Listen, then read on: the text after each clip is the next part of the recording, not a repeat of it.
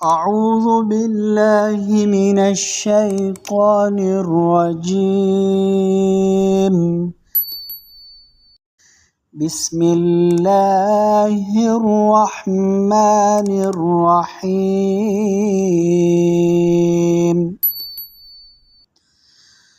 أرأيت الذي يكذب بالدين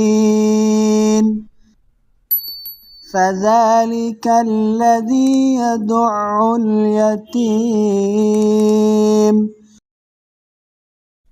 ولا يحض على طعام المسكين.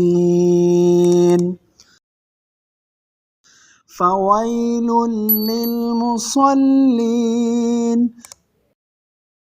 الذين هم عن صلاتهم ساهون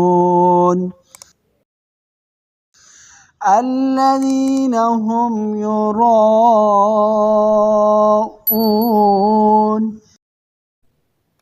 ويمنعون الماعون.